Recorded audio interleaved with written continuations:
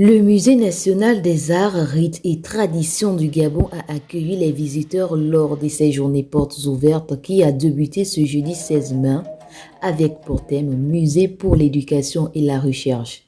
Un événement qui a vu la visite surprise du vice-président de la transition dont l'objectif de ce programme est de rendre visibles les activités de la structure outre sensibiliser le grand public sur les défis que cette entité rencontre au quotidien.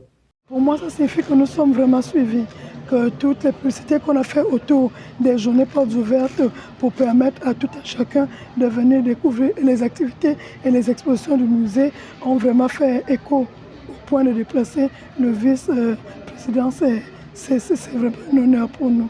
Le patrimoine culturel que nous avons au sein du musée, dans le musée, c'est l'héritage en fait de l'Ostom, devenu aujourd'hui IRD. Nous nous efforçons de choisir des thèmes qui nous permettent de tous les présenter au fil du temps. Aujourd'hui, nous avons l'environnement de la femme.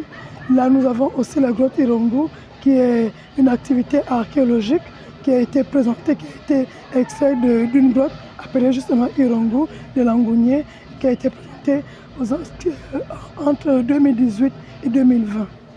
Pour la directrice du Musée national Julie-Éléonore Zong-Obam, ces journées portes ouvertes sont des moments uniques pour les responsables d'avoir de la visibilité de leurs activités au monde entier et permettra également l'accès au grand public qui n'ont pas assez de moyens pour s'y rendre. Les journées portes ouvertes, c'est comme je disais, il y a beaucoup qui n'arrivent pas à venir au musée parce qu'ils n'ont pas de moyens. Nous avons laissé à tout ce monde-là la possibilité, le loisir de venir visiter le musée national et connaître exactement aussi les services qui sont employés au musée national. Peut-être qu'on peut choisir des futurs conservateurs, restaurateurs ou bibliothécaires. Qu'est-ce qu'on en sait? Donc, l'idée réelle de ces petites journées portes ouvertes tourne autour des instruments de musique. Si vous regardez l'affiche, vous allez voir que nous avons un nombre important d'instruments de musique qu'on a présentés.